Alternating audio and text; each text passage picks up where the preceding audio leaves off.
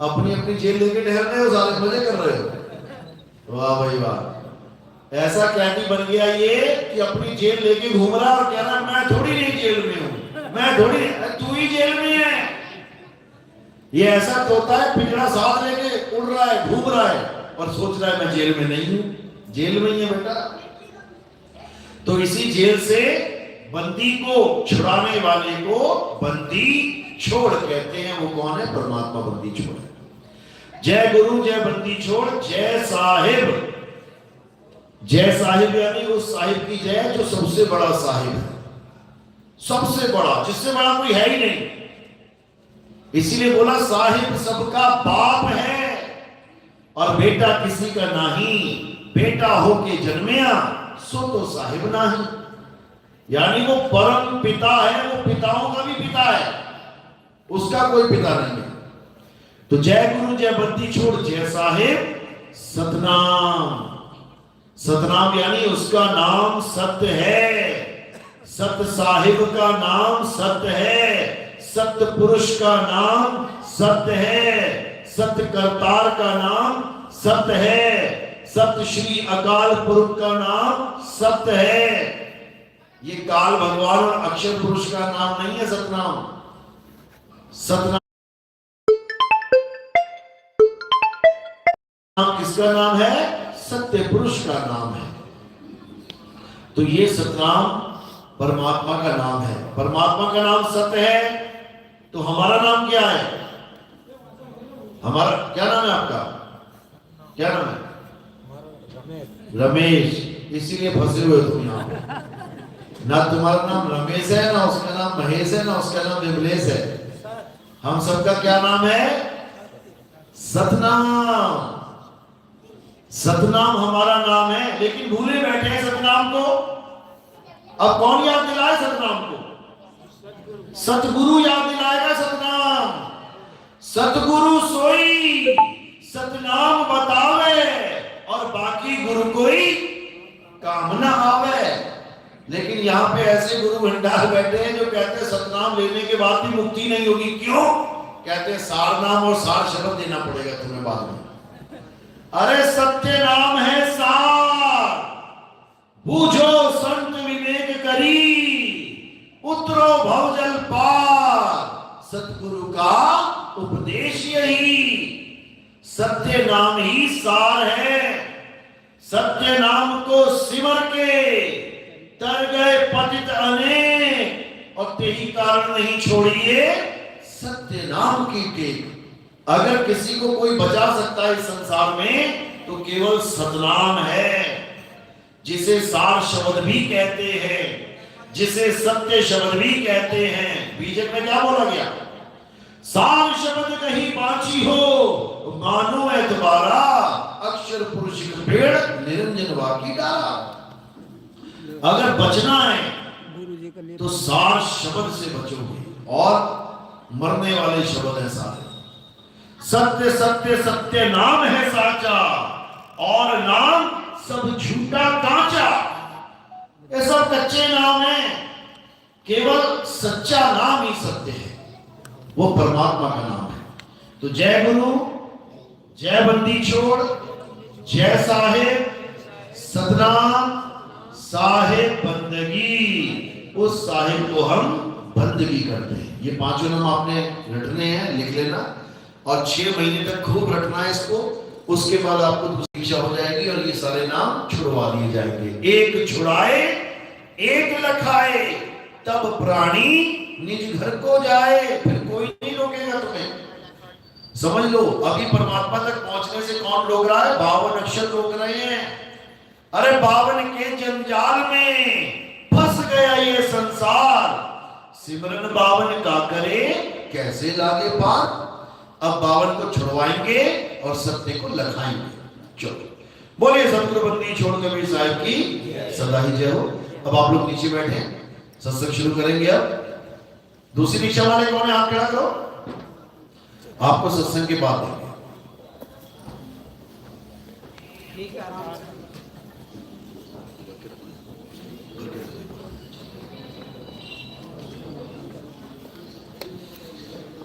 साहेब बंदगी सतनाम, तो आज उज्जैन में परमपिता परमात्मा के मूल ज्ञान का प्रचार होने जा रहा है। बहुत बड़े भाग हैं उन जीवों के जो अपने पूरे जीवन काल में एक बार भी इस मूल ज्ञान को सुन पाते हैं, और उससे भी बड़े भाग होते हैं उन जीवों के जो इस मूल ज्ञान को थोड़ा सा भी समझ पाते हैं, थोड़ा सा। क्योंकि अगर थोड़ा सा भी समझ लिया तो तुम्हारा काम बन जाएगा। थोड़ा सा भी समझ लिया तो विवेक जगना शुरू हो जाएगा, और एक बार अगर विवेक जगना शुरू हो गया फिर ये धूमधाम तक पहुंच के ही मानेगा। विवेक चीज ही ऐसी है, एक बार तुम्हें सच झूठ की परख करनी आ गई तो सारी उम्र तुम्हें कोई बेवकूफ नहीं बना सकता। उसी वक्त विवेक चालू हो जाएगा, उसी वक्त सही है गलत है, सच है झूठ है, नकली है असली है, उसी वक्त। और जो भोंदू है, जिसको पता ही नहीं है सच और झूठ में फर्क क्या है, जिसको पता ही नहीं है कि असली और नकली में फर्क क्या होता है, वो लुट जाते हैं। लुट गया रे व्यापारी परख बिना। अरे तुम दाल लेने जाते हो, चावल लेने जाते हो, तुम कुछ भी सामान लेने जाते हो, देखो कैसे उठा उठा के देखते हो। हाँ चावल ठीक है भैया कर देना 20 किलो, हाँ दाल ठीक है, कंकड़ नहीं है भैया कर देना 10 किलो। बिना देखे कुछ नहीं लेते तुम। ये तुम्हारी परख शक्ति है, जो परख रहे हो। बैगन उठा के देख रहे हो, गोल गोल घुमा के, छेद तो नहीं है इसमें। भिंडी को थोड़ा सा तोड़ के देख रहे हो, आगे से कराड़ी तो नहीं है कहीं ये। गाजर देख रहे हो तोड़ तोड़ के, हाँ ताजी है कि नहीं है, सब चेक कर रहे हो केवल एक चीज के अलावा। और वो क्या चीज है? गुरु का नाम। जो दे रहा है लेते जा रहे हो, जो दे रहा है लेते जा रहे हो। एक बार भी चेक नहीं करते ये गुरुजी ने सही नाम दिया भी है कि नहीं। इसीलिए इनकी दुकानें बड़ी से बड़ी, बड़ी से बड़ी, बड़ी से बड़ी होती जा रही हैं, क्योंकि कोई चेक करने वाला ही नहीं है। बताओ, साहिब समझा रहे हैं कि बिना चेक किए अगर गुरु से नाम ले लोगे तो धोखा हो जाएगा। और ये कोई 100, 50, 1000, लाख रुपए का धोखा नहीं है, ये 84 लाख का धोखा है। एक बार धोखा मिल गया इंसान जन्म में, 84 लाख बार जन्म लेने पड़ेंगे जानवरों के। इतना बड़ा नुकसान है ये। इसलिए अब सावधान हो जाओ, अब परखना शुरू कर दो। कैसे परखे नाम को? साहिब समझा रहे हैं, गुरु मेरे सभी बड़े, अपनी अपनी ठौर, शब्द विवेकी पारखी, सो माथे का मोर। जो गुरु तुम्हें शब्द विवेकी पारखी बना दे, कहते हैं वो माथे का मोर है। बाकी गुरुओं को परिणाम है। कोई पत्थर पुजवा रहा है, ठीक है भैया शुरुआत तूने करवाई थी, कोई बात नहीं, अच्छी बात है। कोई मंत्र जपवा रहा है, ठीक है भैया तूने पत्थर छुड़वा के मंत्रों से जोड़ दिया, अच्छी बात है। कोई श्वासों की साधना में लगा दिया, ठीक है भैया मुंह से मंत्र छोड़ के हम श्वासों में लग गए, अच्छी बात है। कोई श्वासों से भी हटा के नाम में जोड़ देता है, अच्छी बात है। कुछ सुनवा दिया, धुन सुनने लग गई। लेकिन ये गुरु पूरे नहीं है, ये पूरे गुरु नहीं है, अधूरे गुरु हैं। साहिब समझा रहे हैं, जाप मरे अजपा मरे अनहद भी मर जाए। यानी इन गुरुओं ने तुम्हें ऐसा नाम दे दिया जो खुद ही खंडित हो जाता है, मर जाए यानी खत्म हो जाए। जाप मरे अजपा मरे अनहद भी मर जाए, सुरत समाये शब्द में वाको काल न खाए। जब पूरा गुरु आ जाएगा तुम्हारे जीवन में, तब वो तुम्हें सार शब्द का ज्ञान देगा, सार शब्द का। फिर ये 52 अक्षरी नहीं चलेंगे उसके आगे। जब हीरे की परख करने वाला गुरु पास आ जाए तो कितना ही चमकीला कांच ले जाना उसके पास, फुल चमकीला एकदम बढ़िया, वो क्या करेगा, देखते ही ऐसे फेंक देगा कबाड़ में, यार ये न चलता यहां पे, ये दाल नहीं गलने वाली यहां पे। यहां पे केवल सार सार ग्रहण करवाया जाता है। कह रहे हैं ना, सतगुरु ऐसा चाहिए जैसा स्वरूप सुहाए, सार सार तो गई रहे और थोथा दे उड़ाए। तो आज आपको यही समझाया जाएगा कि आखिर सार है क्या और थोथा है क्या।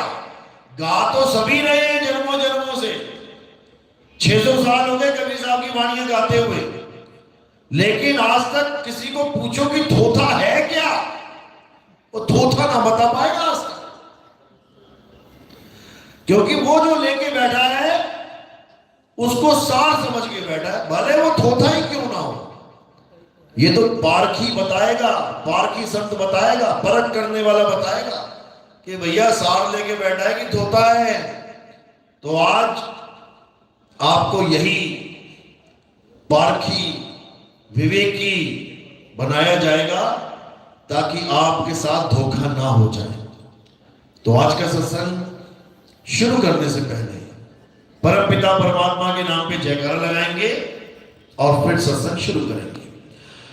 बोलिए परम पिता परमात्मा की, सतगुरु बंदी छोड़ कबीर साहेब की, सभी संतों की, सतगुरु मदनपति साहेब की, दीवान जवाहरपति साहेब की, सतगुरु मोहनपति साहेब की, सतगुरु राम सेवक साहेब की, सतगुरु वैरागपति साहेब की, कलीनपुर धाम की, सभी संतों की, सभी भक्तों की, सत्संग में आई सब संगत की, इनके माता पिता की, सकल हंस को बंदगी साहेब बंदगी सतनाम। तो साहेब समझा रहे हैं कि जब लग मिले नहीं शब्द वो सांचा, तब लग गुरु करो 10 पांचा। कई लोग कहते हैं अरे यार इसको तो काम ही नहीं है, इसको तो कोई और, ये हर साल नया गुरु बना लेता है। पहले राधा स्वामी दिया, फिर वहां रांगड़ी चला गया, फिर वहां चला गया, फिर रामपाल जी के पास चला गया, अब ये नितिन दास के पास बैठा है, कल को उसको भी छोड़ देगा। ऐसे लोग ये कभी समझ ही नहीं सकते कि आखिर गुरु बनाया जाता है तो क्यों बनाया जाता है, आखिर गुरु को धारण कर रहे हैं तो क्यों कर रहे हैं, आखिर गुरु को अगर हम छोड़ भी रहे हैं तो क्यों छोड़ रहे हैं। वो कभी इस कारण को नहीं जान पाते। उनके दिमाग में क्या चीज फिट है कि एक बाप अब बदलेंगे नहीं, एक खसम अब बदलेंगे नहीं, एक गुरु अब बदलेंगे नहीं। उनके दिमाग में ये चीज फिट रहती है, जबकि ऐसा नहीं है, ऐसा बिल्कुल नहीं है। आप देखोगे कई बाप ऐसे हैं जो बच्चा पैदा होने पर छोड़ देते कहीं चौक वॉक पे, लड़की हो गई छोड़ आएंगे कहीं चौक पे। बाप तो वो भी है, बाप तो उसको भी कह रहे हैं ना, लड़की का बाप है, लेकिन वो बाप जैसा काम नहीं कर रहा है। अब उस लड़की को जो उठा लेगा, दया भाव से उसको पालेगा, असल में उसका बाप कौन है, जो उसको पाल गया।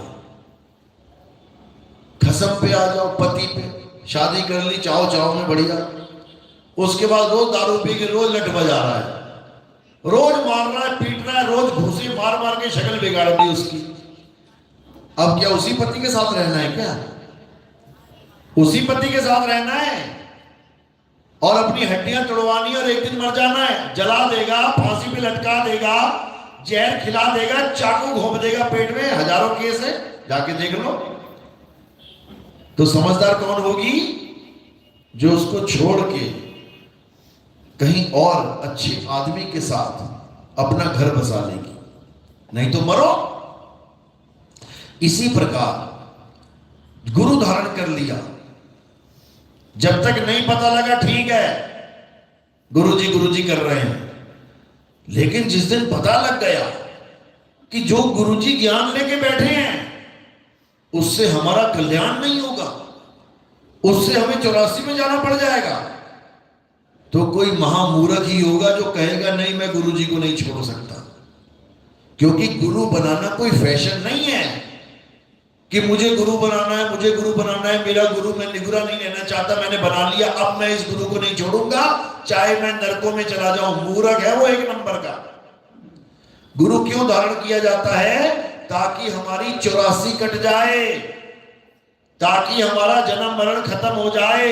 हाँ, शुरुआत में कोई भी गुरु मिल जाए कोई बात नहीं, शुरुआत में कुछ भी मिल जाए चलेगा, लेकिन धीरे धीरे जब विवेक होता जाएगा और पता लगता जाएगा कि ये ज्ञान पूर्ण ज्ञान नहीं है, तो क्या करना है? उस गुरु को त्याग के आगे बढ़ जाना है। त्यागने का मतलब ये नहीं उसको गालियां देनी है। त्यागने का मतलब है जैसे 5वीं क्लास पार करी तो पिछले वाले को त्याग के 6ठी में एडमिशन ले लिया, 10वीं पास करी तो 10वीं वाले त्याग के 11वीं में एडमिशन ले लिया, 12वीं पास करी तो 12वीं वाले गुरु को त्याग के कॉलेज वाले गुरु को धारण कर लिया। इसका मतलब आगे बढ़ जाना, उसको अपशब्द नहीं कहना। तो अगर कोई आगे बढ़ता है एक गुरु को छोड़ के, तो इसका मतलब उसका प्रमोशन हो रहा है, प्रमोट हो रहा है वो। और अगर प्रमोशन हो रहा है तो उसका फायदा ही है, यानी उसकी विवेक शक्ति इतनी बढ़ गई है कि बाकी गुरु भाई नहीं समझ पा रहे हैं कि वो गुरु अधूरा है, लेकिन वो अकेला जान रहा है कि ये गुरु अधूरा है, ये पक्का 84 में लेके जाएगा।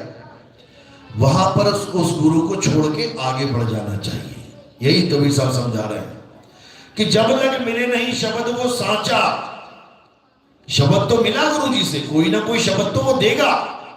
हिंदू है तो राम राम राम राम जपवा देगा, राधे राधे राधे राधे जपवा देगा, हरे कृष्णा हरे रामा, ओम नमः भगवते वासुदेवाय, ओम नमः शिवाय, ओम गण गणपति नमाय, कुछ भी दे देगा। हजारों मंत्र बना के बैठा हुआ है इंसान। या फिर श्वासों का अजपा जाप दे देगा, सुहंग सुहंग कर ले, वाहेगुरु कर ले, अल्लाह अल्लाह कर ले, कुछ भी कर ले, ओम सुहंग कर ले, श्वासों में कुछ भी कर ले, दे देगा कोई ना कोई शब्द। कोई कानों में उंगलियां डाल के अनंतनाथ सुनवा देगा, 5 नाम 5 धुने 5 प्रकाश 5 ये 5 वो, दे देगा कुछ भी जो उसके गुरु ने दिया वो तुम्हें बांट रहा है। लेकिन इससे कल्याण नहीं होगा, क्योंकि ये सच्चा शब्द नहीं है। साहिब कह रहे जब लग मिले नहीं शब्द वो साचा। अब साचा यानी सच्चा, इसका मतलब झूठा भी है, तभी तो सच्चा होगा कोई। अब सच्चे और झूठे में फर्क क्या जाने, कैसे जानेंगे? तो कबीर साहब बीजक में फर्क बता रहे हैं। शब्द शब्द सब कोई कहे, वह तो शब्द विदेह, जीपा पे आवे नहीं, निरख परख कर ले। कहते अगर जीव से बोलने वाला नाम तुम्हें तुम्हारे गुरुजी ने दे दिया, इससे कोई मतलब नहीं है कि वो हिंदू है, मुसलमान है, सिख है, ईसाई है, इससे कोई मतलब नहीं। मतलब 52 अक्षरों से है। अगर 52 अक्षरों का नाम यानी आ आ ई ई उ उ का खा गा, इन अक्षरों के द्वारा स्वर और व्यंजन से बनने वाले शब्दों को अगर उसने दे दिया, तो तुम्हें फंसा दिया उसने। किस जाल में? 52 के जाल में, काल के जाल में। तो कबीर साहब यही समझा रहे हैं, जो नर पड़े 52 के फेरा, सो नर जानो काल के चेरा। जब 52 का टूटे डोरा, सहजे छूटे काल झकोरा। फिर नहीं आए फिर नहीं जाए, सार शब्द में रहे समाये। कहते जब 52 का डोर बांधने वाला गुरु मिल गया तो समझ लो कि जन्म बर्बाद हो गया, और 52 का डोर तोड़ने वाला गुरु मिल गया तो समझ जाना बेड़ा पार हो गया। कबीर साहब, रविदास जी महाराज बनारस में रहते थे। बनारस में लोग कहते हैं कबीर साहब भी राम राम जपते थे, साथ में बाणियां लगा देते हैं। देखो कबीर साहब कह रहे हैं, राम नाम की लूट है, लूट सके तो लूट, अंतकाल पछताएगा जब प्राण जाएंगे छूट। देखो कबीर साहब कह रहे हैं राम राम जपो, और दोहे लगा देंगे कि राम के बिना किसी की मुक्ति नहीं है, बिना राम के किसी का काम बनने वाला नहीं है। राम नाम रटते रहो जब लग घट में प्राण, और कब हूं दीन दयाल के भनक पड़ेगी कान। अब राम राम को उसके साथ जोड़ा जा रहा है कबीर साहब के साथ, कि बिना राम के किसी की मुक्ति होने वाली नहीं है। क्यों? क्योंकि कबीर साहब के गुरुजी ने उनको नाम दीक्षा में राम राम जपने को ही दिया था। ये बात सच है, ये बात बिल्कुल सच है कि जब कबीर साहब, क्योंकि वो जात जुलाहा नीची जाति, जब उस विद्वान ब्राह्मण के पास गए, मशहूर ब्राह्मण, क्या नाम था उनका? रामानंद, जो केवल ब्राह्मणों को ही शिक्षा देते थे। आज भी कई ऐसे गुरुकुल हैं जहां पर केवल ब्राह्मणों के बच्चे पढ़ सकते हैं। वहां ना तो क्षत्रिय जा सकता है, ना वैश्य जा सकता है, और ना ही शूद्र जा सकता है। आज भी ऐसे गुरुकुल चल रहे हैं जहां पर टीचर भी ब्राह्मण है उच्च कोटि का, और चेले भी ब्राह्मण है उच्च कोटि के। कुछ नीच कोटि के ब्राह्मण भी होते हैं, शायद आपको नहीं पता होगा। ब्राह्मणों में भी चल रहा है ये वेदी, ये द्विवेदी, ये त्रिवेदी, ये चतुर्वेदी, ये पाठक, ये मिश्रा, ये शुक्ला, ये वो, और आपस में इनकी आपस में नहीं बनती। ये अपने आप को भी कहते हैं हम उच्च ब्राह्मण, ये नीचे कुल का ब्राह्मण, इससे हम अपनी लड़की की शादी नहीं करेंगे, लड़के की शादी नहीं करेंगे। पता नहीं ब्राह्मण ब्रह्मा के मुख से आया था तो इतने सारे कहां से निकल के आए, समझ में नहीं आ रहा।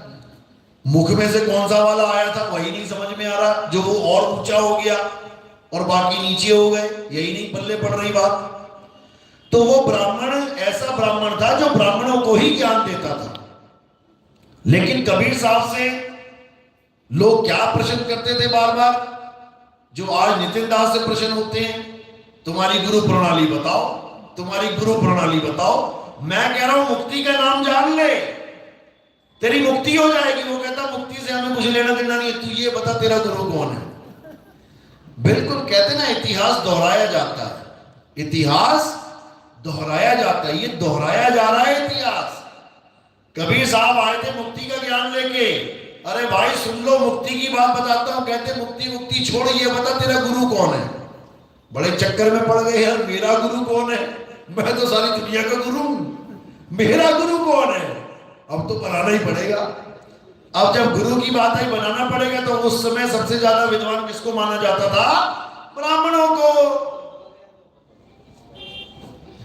तो ब्राह्मणों में भी सर्वश्रेष्ठ कौन था? रामानंद जी। तो कबीर साहब ने कहा इसी से लेंगे नाम दीक्षा भाई। लेकिन जब वहां पहुंचे और उनको पता लगा कि कबीर आया है, तो 7 पर्दे लगा दिए, हम शूद्रों के दर्शन नहीं करते। अच्छा जी, अरे कबीर यहां दीक्षा नहीं मिलेगी, थोड़ी तो लाज कर लेता, कहां आ गया तू ब्राह्मणों में, यहां उच्च कोटि के ब्राह्मणों को दीक्षा मिलती है। कबीर साहब कहते कोई बात नहीं गुरुजी, ठीक है जैसी आपकी मौज, लेकिन दीक्षा तो यहीं से लूंगा और आप ही दोगे। चले गए कबीर साहब। फिर क्या हुआ? फिर रामानंद जी सुबह तड़के 3:30-4 बजे पंचगंगा घाट पे बनारस में स्नान करने जाते थे। कबीर साहब उस वक्त 5-6 साल के बच्चे थे। तो क्या किया कबीर साहब ने? 6 महीने के बालक बन के सीढ़ियों पे लेट गए। मात्र 6 महीने का बालक जो सीढ़ियों की आड़ में लेट गया, दिखा ही नहीं उसको। गुरुजी जब आए पैर रखा सीढ़ियों पे, चलते चलते चलते एकदम उनके पैर सिर पे पड़ गया कबीर साहब के। अब बच्चे के सिर पे पैर लगा तो बाबा भी हिल गया, ये क्या रहे, ये कौन है नीचे? और देखा बच्चा छोटा सा, अब छोटा से बच्चे से जात और बात क्या पूछेगा, कौन है भाई तू? उठा के गले से लगा लिया, नहीं बेटा रो मत। साहब भी लगे रोने, कह रो मत, राम राम बोल, राम राम बोल। साहब कहते हो गई दीक्षा, राम राम की दीक्षा हो गई, अब बस निशानी बाकी है। कल को मुकर जाएगा ये कि इसने मुझे राम राम दिया था, तो क्या करते हैं, उसके गले की माला तोड़ देते हैं। माला तोड़ते हैं 108 मनके की, तो 107 मनके तो वही सीढ़ियों पे बिखर जाते हैं। एक मनका वो अपने हाथ में छुपा के रख लेते हैं। वही एक मनका तुम लोग के गले में पड़ा हुआ है, जो नितिन दास ने डाला है। ये निशानी है कि तुम हमारे शिष्य और हम तुम्हारे गुरुजी हैं। वही निशानी कबीर साहब ने स्वयं मनके को अपने हाथों से धारण किया, दिखाने के लिए, देखो गुरुजी आप ही की माला का मनका है ना, कल को मुकर मत जाना। तो ये सब लीला थी मालिक की, गुरु धारण करने के लिए, क्योंकि ये अज्ञानी जीव, इसको मुक्ति से लेना देना नहीं है। ये पता है क्या पूछता है, अरे मुक्ति गई भाड़ में, ये बता मेरा कैंसर ठीक होगा कि नहीं? मुक्ति गई भाड़ में मेरा लीवर ठीक होगा कि नहीं? मुक्ति गई भाड़ में मेरे पैर में इंफेक्शन है, ये ठीक होगी कि नहीं? मेरे दांतों में दर्द है, ये ठीक होगा कि नहीं? मेरी आंखें कमजोर है, ये ठीक होगा कि नहीं? बताओ। मुक्ति से कोई मतलब ही नहीं है। और साहिब कह रहे हैं कि नाम जपत कोड़ी भला, चुई चुई गिरता चाम, वो कंचन देह किस काम की, जिस मुख नाही राम। कबीर साहब तो ये समझा रहे हैं, लेकिन कबीर पंथी लालच दे रहे हैं इस नाशवान काया का, आओ तुम्हारी काया ठीक कर दें, फिर हॉस्पिटल बंद करवा देते हैं सारे। तुम्हें लगता है कि तुम काया ठीक कर दोगे सबकी, तो हॉस्पिटल बंद करवा देते। अपने ही आश्रमों में हॉस्पिटल भी खोल के बैठे हुए हैं। बताओ, जो ये कह रहे हैं कैंसर क्या, कैंसर का बाप ठीक कर देंगे, वो अपनी हॉस्पिटल में दवाइयां रख के, हॉस्पिटल खोल के अपने आश्रम में खुद भी दवाइयां खा रहे हैं। ये भ्रम जाल है भाई, इसको छोड़ो। बीमारी आती है प्रारब्ध की वजह से, बीमारी जाती है प्रारब्ध की वजह से। बीमारी आई है, 4 लोगों को कैंसर हो गया है, सेम दवाई दे रहा है डॉक्टर, 3 मर जा रहे हैं, 1 नहीं मर रहा है। प्रारब्ध की वजह से दवाई लगेगी, प्रारब्ध की वजह से नहीं लगेगी, प्रारब्ध की वजह से। कर्मों का खेल है ये, समझो। तो अब क्या करना है, अब हमने उस सच्चे शब्द की परख करनी है, जिसको प्राप्त करने के बाद ये जन्म मरण का रोग खत्म हो जाएगा। ये शरीर ही नहीं रहेगा, ना रहेगा बांस और ना बजेगी बांसुरी। ये शरीर का खेल ही खत्म कर देंगे, क्योंकि अगर बार बार शरीर धारण करोगे तो ना करते भी तुम्हें बीमारियों का सामना करना पड़ेगा, मौत का सामना करना पड़ेगा। किसी के अंग कट जाएंगे, किसी के अंग फट जाएंगे, किसी के खराब हो जाएंगे, फिर वही दुख, क्योंकि देह धरे का दंड है। सब काहू को हुए, ज्ञानी भोगे ज्ञान से, अज्ञानी भोगे रोए। इसलिए ज्ञान में आओ। अब उस शब्द को जानो, जिस शब्द के द्वारा आपकी जन्म मरण से मुक्ति हो जाएगी। और वो शब्द क्या है, वो कोई 52 अक्षरी शब्द नहीं है, वो स्वर व्यंजन का मेल नहीं है। साहिब समझा रहे हैं, स्वर व्यंजन का मेल नहीं है, 52 का ये खेल नहीं है कि हिंदुस्तानी गुरु है, हिंदी में नाम दे रहा है, अरबी गुरु है, अरबी में नाम दे रहा है, अंग्रेज गुरु है, अंग्रेजी में नाम दे रहा है, चाइनीज गुरु है, चाइनीज में नाम दे रहा है, जापानी गुरु है, जापानी में। ये काम नहीं है गुरु का। गुरु इसको नहीं कहते जो अलग अलग भाषाओं के नाम दे के तुम्हें जाप में लगा दे, उसको जपी कहते हैं, जपी। गुरु उसे नहीं कहते जो तुम अपनी काया को तपा के कष्ट देके भगवान को पाने में लगे हो, उसको तपी कहते हैं। गुरु उसे नहीं कहते जो घर बार छोड़ के जंगल में जाके बैठ जाए, पत्ते खा के जीवन बिता रहा है, उसको सन्यासी कहते हैं। तो जबी तभी सन्यासी ये घोर है अज्ञानी, इनको उस दिव्य ज्ञान की छींट भी नहीं लगी होती जिसको आत्मज्ञान कहते हैं। ये आत्मज्ञान के नाम पे शून्य है, शून्य। लेकिन मंत्रों को जितना मर्जी जपवा लो, देव माला पे माला, देव माला पे माला। और कबीर साहब क्या कह रहे हैं? अरे माला तो कर में फिरे, जीव फिरे मुख माही, मनवा दसहु दिसी फिरे, ये तो सिमरन नहीं। ये जाप है, सिमरन नहीं है ये। लेकिन मुक्ति सिमरन से होगी। एक को सिमरो नानका, जो जल थल रहा समाए, वाही को क्यों सिमरिए, जो जन्मे ते मर जाए। अरे उसको क्या याद कर रहे हो जो पैदा होगा और मर जाएगा? उसको याद करो जो आदि अंत तक कहते हैं, आदि अंत एको अवतारा, सोई गुरु समझो हमारा। जो आदि से लेके अंत तक एक ही अवतार में रहता है, वो बार बार अवतार धारण नहीं करता। एक ही अवतार है उसका, वो कभी बदलता ही नहीं है। अखंड अवतार, खंडित नहीं होता। बाकी जितने अवतार होते हैं सब माया के अवतार हैं।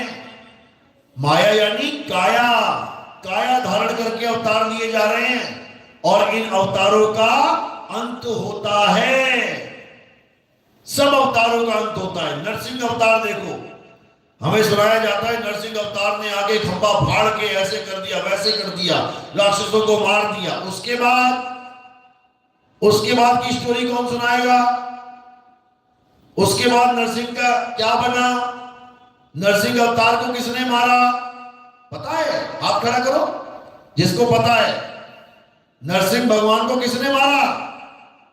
एक हाथ, दो हाथ, तीन हाथ, बाकी सब अज्ञान की नींद में सो रहे हैं। क्यों? क्योंकि किसी ने बताया ही नहीं।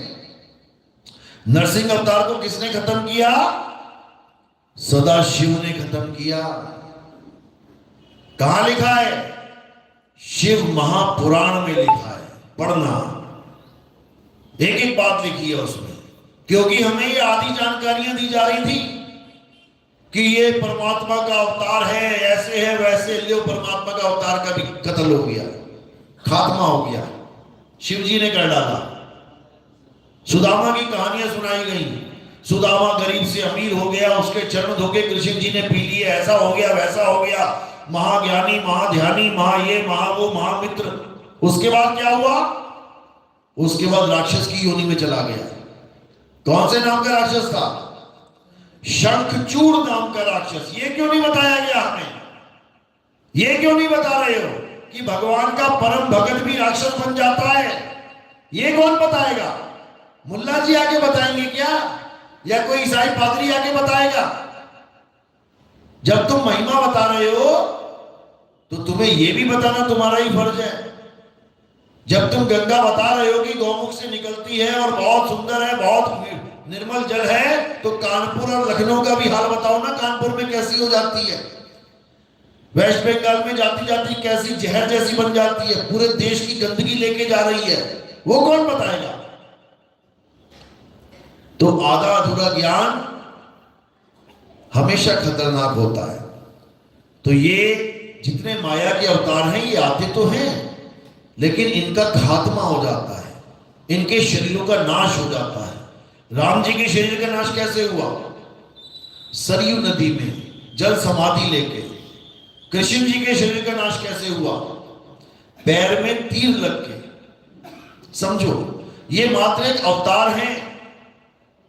अवतार का मतलब है एक कहानी, एक जैसे एक पात्र। जैसे अमिताभ बच्चन है, उसका असली नाम है अमिताभ बच्चन, उसने 10 फिल्में बना दी। एक फिल्म में उसका नाम है विजय, एक में है अजय, एक में है श्याम, एक में है राम, एक में है कुछ, एक में है कुछ। तो 10 फिल्मों में उसने 10 नाम से रोल कर लिए, लेकिन उसका नाम नहीं बदल गया। आज भी वो साइन करेगा तो उस पे ये नहीं लिखेगा मेरा नाम राम है, क्यों? उस फिल्म में मेरा नाम राम था। मेरा नाम विजय है, क्यों? उस वाली फिल्म में मेरा नाम विजय था। वो नहीं करेगा। तुम उससे उसका नाम पूछोगे, वो क्या कहेगा? अमिताभ बच्चन। उसको इससे मतलब ही नहीं है कि कौन सी फिल्म में उसने कौन सा नाम रखा। ये तो डायरेक्टर का काम था। जो फिल्म थी उसमें एक नाम दे दिया, उस नाम से उसने कहानी बना दी, पूरी खेल खत्म हो गया, वो फिर से अमिताभ बच्चन बन गया। यानी अमिताभ बच्चन का नाम ना तो विजय है, ना अजय है, ना श्याम है, ना राम है। इसी प्रकार ये 200 अवतार किसके थे? विष्णु जी के।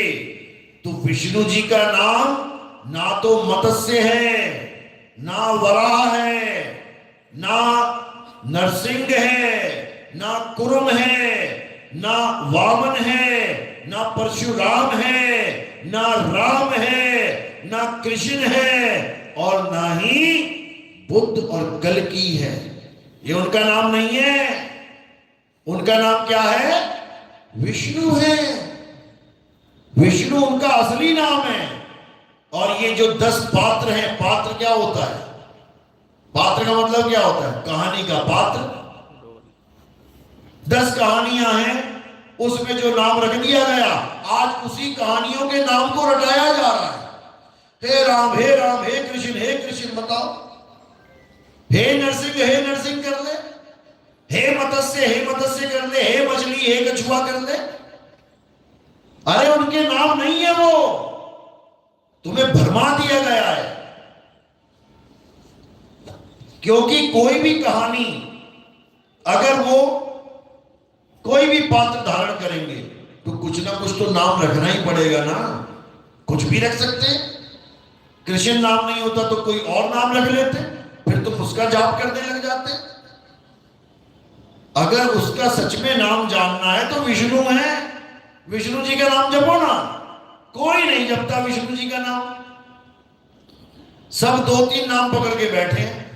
हरे राम हरे कृष्णा राधे राधे। बताओ विष्णु जी कहां गया? जो धारण कर रहा है सब नामों को, उसका नाम कहां गया? अमिताभ बच्चन का नाम भूल गए। और फिल्मों में जो नाम रखे गए हैं उसके, वो 10 फिल्मों के 10 नाम पकड़ के मंत्र जाप चल रहा है। बताओ। तो यही कबीर साहब समझा रहे हैं कि उस असली नाम को जानो। विष्णु जी का भी असली नाम विष्णु नहीं है। राम तो बहुत दूर की बात है, कृष्ण तो बहुत दूर की बात है। विष्णु जी का खुद का अपना नाम विष्णु भी नहीं है। यह भी कब दिया गया है उनको? जब अक्षर पैदा हुए हैं। वाह, ई की मात्रा, आधा शाह, ऊ की मात्रा, ये तब दिए गए उनको नाम। जब ये अक्षर भी नहीं थे, जब ये नाम नहीं थे, तब उनका क्या नाम था?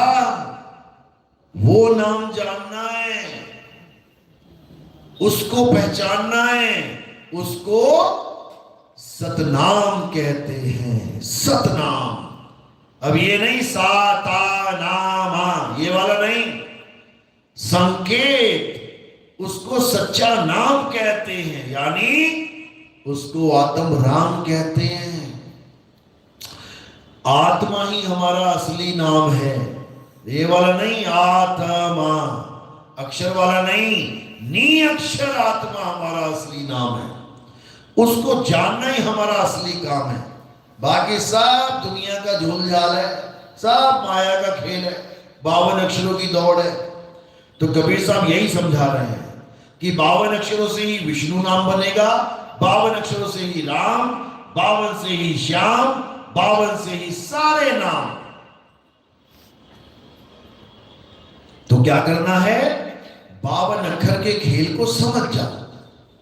साहिब समझा रहे हैं बाणी में, 52 अक्षर जोरे आन, सकिया ना अक्षर एक पहचान। सत का शब्द कबीरा कहे, सत का शब्द यानी सत का शब्द, सच्चा शब्द कबीरा कहे। पंडित होए सो अनभय रहे। अनभय क्यों रहे? क्योंकि अगर वो पंडित होगा तो वो जान जाएगा कि मेरा शब्द क्या है, आत्मा ही मेरा शब्द है। और जब उस शब्द का सिमरण करोगे, उस शब्द को याद करोगे, तो जिसको याद करोगे वैसे ही हो जाओगे। सत का शब्द कबीरा कहे, पंडित होए सो अनभय रहे। पंडित जन को एवं व्यवहार, ज्ञानवंत को तत्व विचार। जो ज्ञानी होता है वो तत्व पे विचार करता है, नाम पे विचार नहीं करता। एक तत्व के नाम बहुत, तत्व लीजिए पहचान। नाम पक्ष मत कीजिए, जो मन माने मान। कहते तत्व को जान ले। तत्व क्या है? पता लग गया कि पानी तत्व है, ये मुझे चाहिए। अब इसके नामों के चक्कर में मत पड़। इसको जल कहते हैं, कि इसको वाटर कहते हैं, कि इसको नीर कहते हैं, कि इसको तोय कहते हैं, ये चक्कर छोड़ और तत्वदर्शी बन जा, तत्व प्रेमी बन जा, तत्वों का ज्ञान समझ। तो यही साहिब समझा रहे हैं। 52 अक्षर जोरे आन, सकिया ना अक्षर एक पहचान। सत का शब्द कबीरा कहे, पंडित होए सो अनपय रहे। पंडित जन का एवं व्यवहार, ज्ञानवंत को तत्व विचार। जाके जीव जैसी बुद्धि होई, और कहे कबीर जानेगा सोई। मेरी वाणी पढ़ पढ़ के जिसकी जैसी बुद्धि विवेक होगा वो वैसा ही समझ लेगा। जहां लिखा है राम नाम की लूट है, लूट सके तो लूट, एक अज्ञानी पढ़ेगा कहेगा देखो जी साहब ने लिखा है किस चीज की लूट लगी है, राम राम जपो और लूट में शामिल हो जाओ। अब एक जगह कबीर साहब कह रहे हैं, माला फेरू ना हरि भजू और मुख से कहूं ना राम। मेरा हरि मुझे भजे, मैं पाऊं विश्राम। यहां तो उल्टी कहानी चल गई भाई। वो कहते हैं माला फेरू ना हरि भजू, मुख से कहूं ना राम। ले राम नाम भी खत्म कर दिया। अब क्या करें? अब तत्व ज्ञान चालू हो जाएगा। मुंह से राम नहीं कहूंगा, लेकिन राम तत्व को छोड़ूंगा भी नहीं। मुंह से पानी पानी नहीं जपूंगा, लेकिन पानी तत्व को छोड़ूंगा नहीं, पी के ही मानूंगा।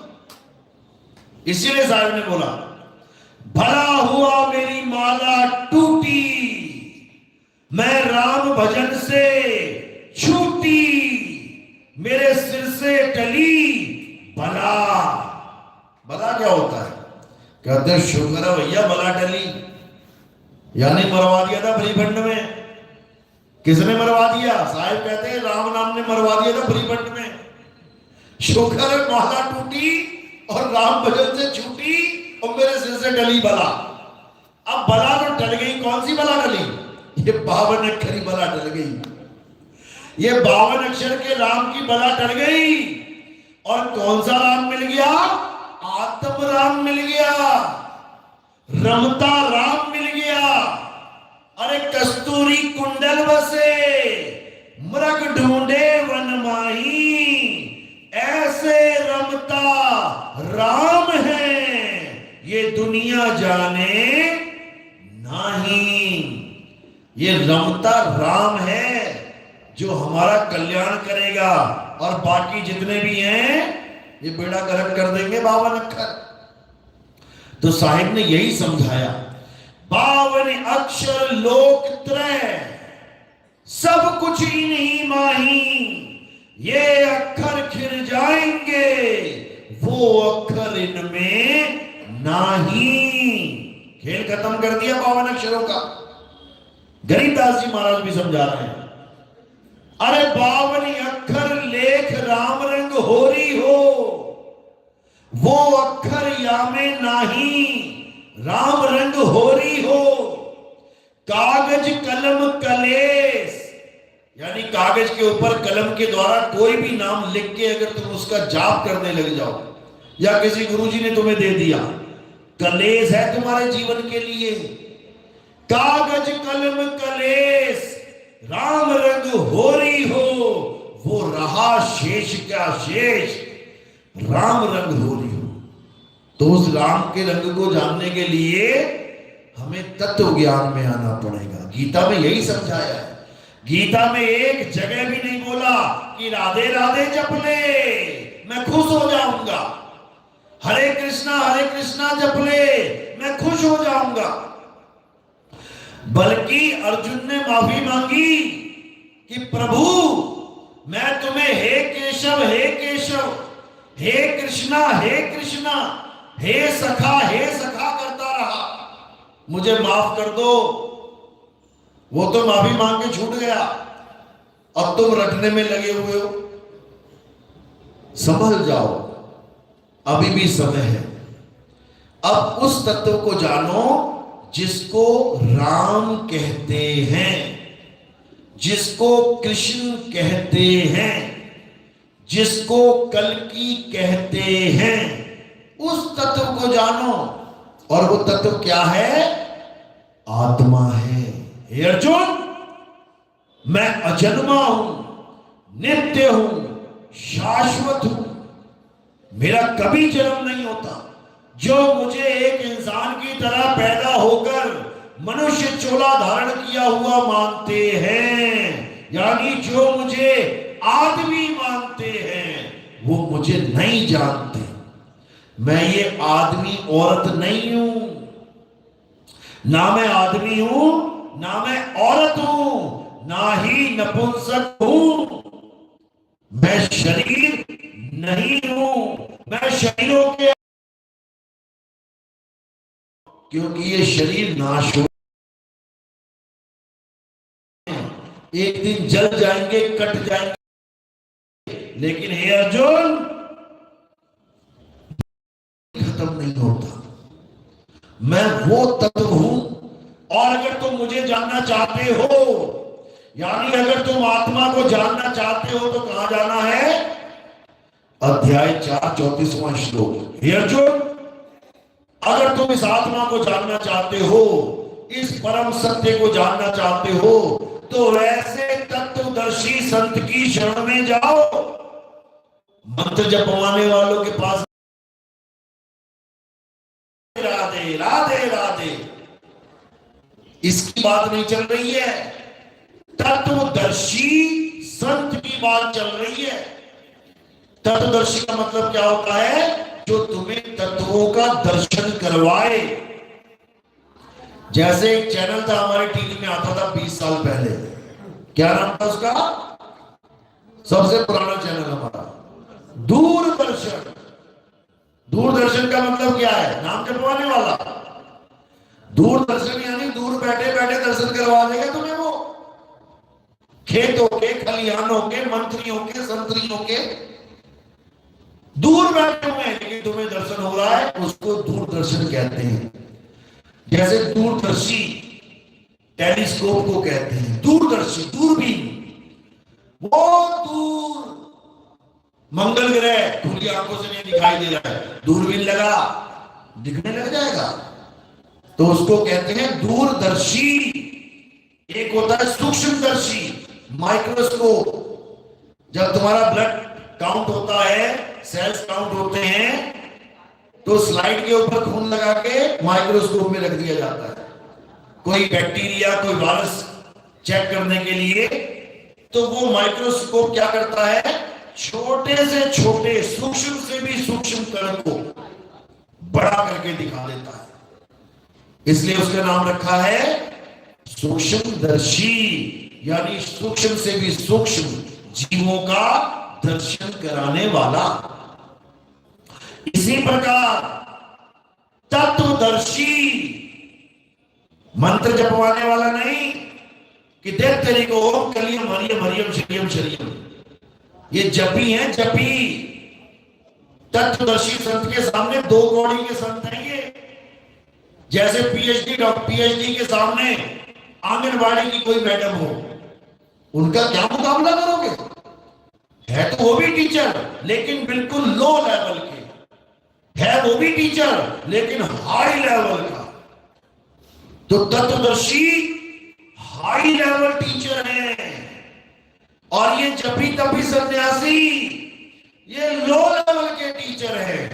इसीलिए बोला साहब ने, गुरु मेरे सभी बड़े अपनी अपनी ठौर। ये ठौर बताई जा रही है उनको। कहते ना तेरे में ठौर ठिकाना है, कहां रहता है? मैं झोपड़ी में रहता हूं। अच्छा, और तू? मैं भाई महल में रहता हूं। क्या मुकाबला है उनका? झोपड़ी में रहने वाले और महल में रहने वाले का क्या मुकाबला है?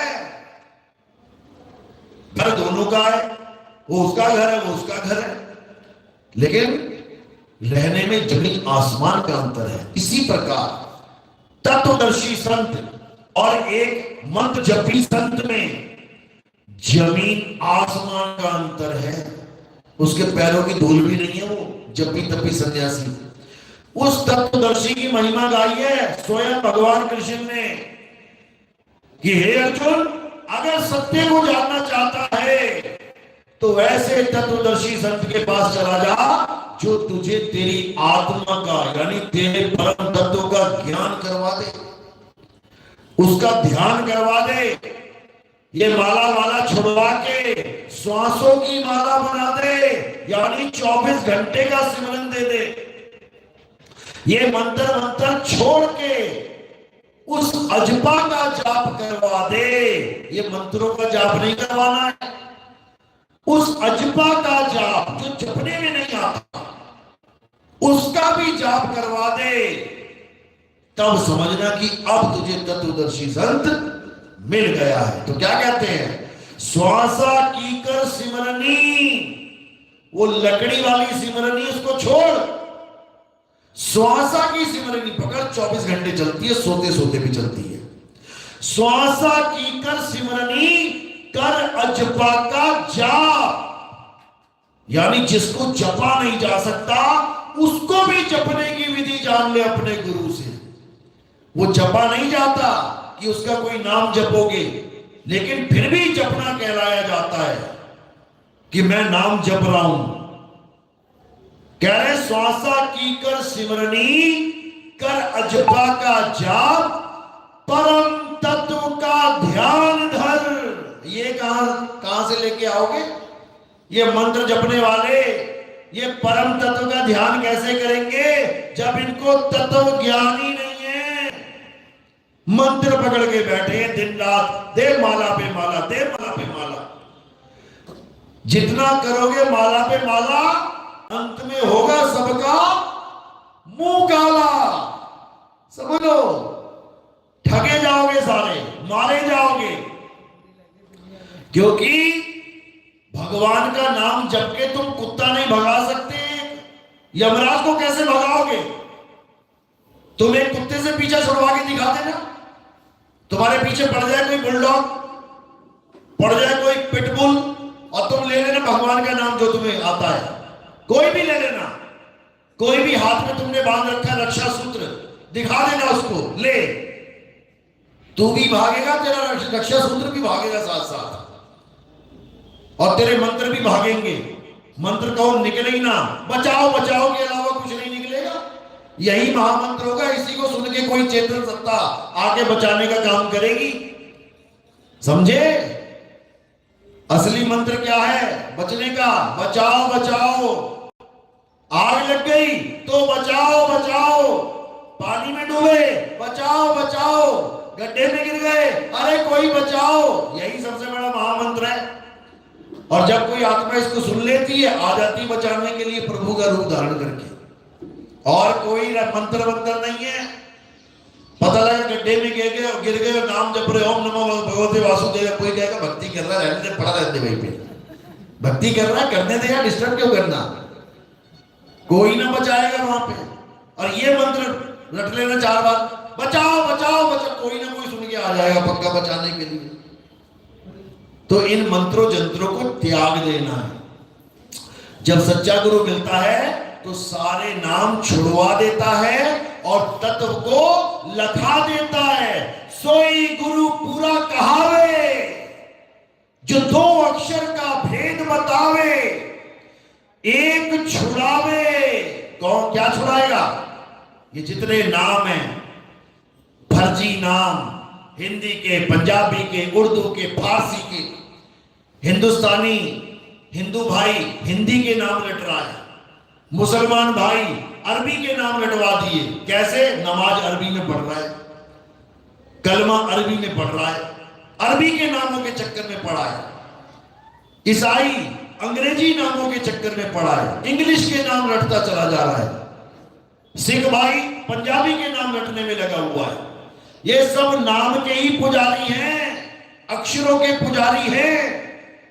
तो सतगुरु क्या करता है?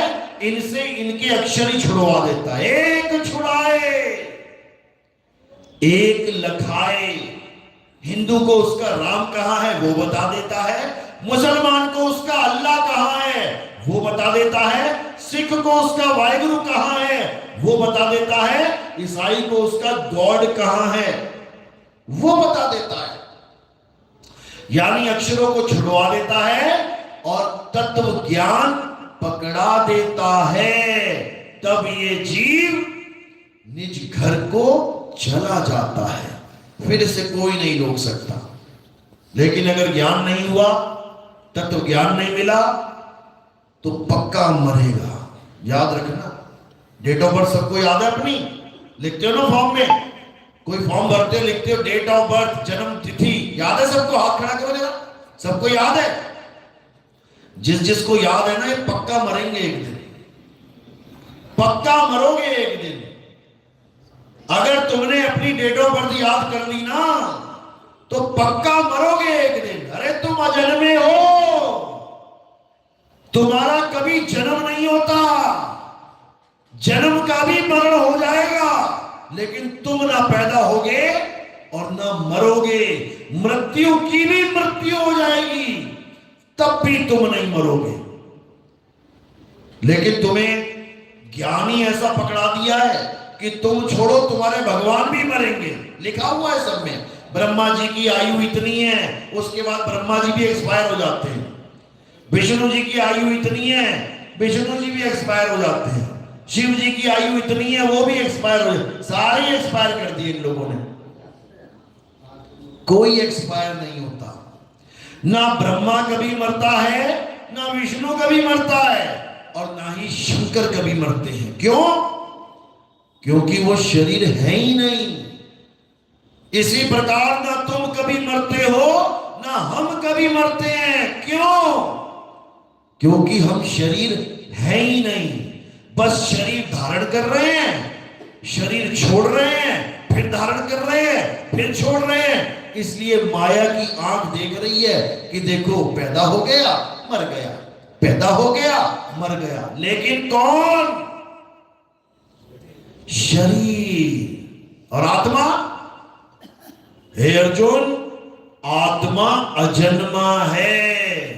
आत्मा का ना तो कभी जन्म होता है, ना ही कभी इसकी मृत्यु होती है। अगर इस संसार में कुछ सत्य है तो वो केवल आत्मा है। उसी आत्मा का भेद बताने वाले गुरु को आत्मज्ञानी तत्वदर्शी संत कहते हैं, मंत्रदर्शी संत नहीं कहते।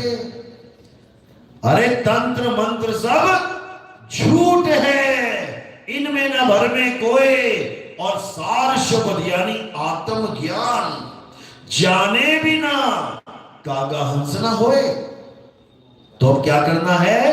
अध्याय 3 17वां श्लोक। हे अर्जुन, जो अपनी आत्मा में रमण करते हैं, जो अपनी आत्मा में तृप्त हैं, जो अपनी आत्मा में संतुष्ट हैं, उनके लिए कोई धार्मिक कर्म कर्तव्य लागू ही नहीं होता। आजादी, कोई मंत्र जंतर पूजा पाठ हवन यज्ञ तीर्थ व्रत कुछ नहीं करना है। क्या करना है? हे अर्जुन, बस अपनी आत्मा में रमण करना है। रेत में रमण नहीं करना।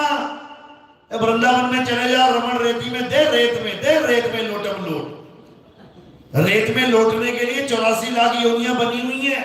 सुअर बन जाना, खूब लौटना रेत में, खूब। इंसान जन्म रेत में लौटने के लिए नहीं बना है। इंसान जन्म मोक्ष का द्वार है, मुक्ति का द्वार है। और मुक्ति कैसे मिलेगी? अपनी आत्मा में रमण करके मिलेगी, तब कल्याण होगा, नहीं तो नहीं होगा। बात समझ में आ रही है? किस किस के समझ में आ रही है? आप क्या करोगे? बहुत अच्छी बात है। अभी गणेश चतुर्थी आएगी, सब लाइन में लगे मिलेंगे वहां पे। अभी रामनवमी आएगी, सब मंदिर के बाहर खड़े मिलेंगे। अभी शिवरात्रि आ गई, साहब भांग पीते भी नजर आएंगे। ऐसा नहीं है। जो विवेकी होगा वो कभी बैक गियर नहीं लगाता। जो विवेकी होता है वो कभी पीछे मुड़ के नहीं जाता, वो आगे बढ़ता है। ठीक है, हमारे जीवन में मंदिरों का भी बहुत बड़ा महत्व है, इतिहास है। हमारे जीवन में मस्जिदों का भी बहुत बड़ा महत्व है, इतिहास है। हमारे जीवन में गुरुद्वारों का भी बहुत बड़ा महत्व है, उनका भी इतिहास है। इसी प्रकार क्रिश्चियनों के, ईसा मसीह के चर्चों का भी बहुत बड़ा महत्व है, इतिहास है। वो भी हमें किसी परम शक्ति से जुड़ने का संदेशा देते हैं। नाम अलग है, काम एक ही है। हिंदू नाम राम लेके बैठा है, ईश्वर लेके बैठा है। काम क्या है? सूरज चांद सितारे धरती आकाश पाताल बना के भगवान ने हमें यहां भेज दिया। मुसलमान नाम अलग है, अल्लाह, काम वही है, सूरज चांद सितारे धरती आकाश बना के हमें अल्लाह ने भेज दिया। सिख भाई नाम अलग है, अकाल पुरुष, काम वही बता रहा है, ये सूरज चांद सितारे धरती आकाश बना के हमें दुनिया में भेज दिया।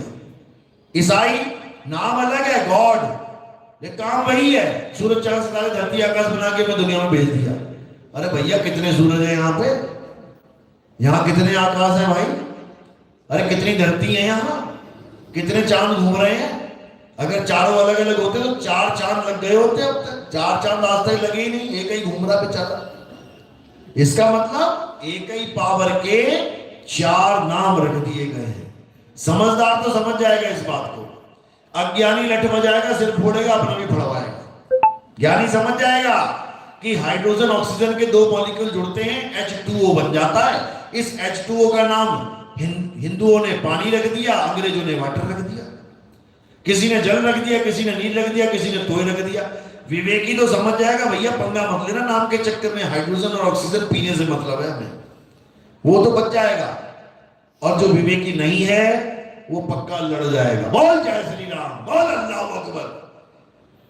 उसको अकेला मिल गया 4 लोगों को तो ये पीटेगा, वो अकेला मिल गया 4 लोगों को ये पीटेगा। ये नहीं पता तेरा बाप मेरा अब्बा एक ही है, एक ही है, एक ही परमात्मा, एक पिता एक के हम बालक। ये बात किसी के समझ में नहीं आ रही है, इसीलिए झगड़ा चल रहा है। तो अब क्या करना है? अब उस परम तत्व को ध्यान करना है जो सबका माई बाप है, उसके अलावा और कुछ नहीं करना है, उसके अलावा कुछ करना ही नहीं है। हिंदू उस परम तत्व का ध्यान धरे, उसको राम समझ के, मुसलमान उस परम तत्व का ध्यान धरे, उसे खुदा समझ के, ईसाई उस परम तत्व का ध्यान धरे, उसे होली स्पिरिट गॉड समझ के, और सिख भाई उस परम तत्व का ध्यान धरे, उसे अकाल पुरख समझ के। चारों का काम बन जाएगा बिना किसी झगड़े के। तो इसी को समझना है, इसके अलावा सब अज्ञान है। चलो आज का सत्संग यही समाप्त करते हैं। अब आरती का समय है, आरती कैसे करते हैं समझ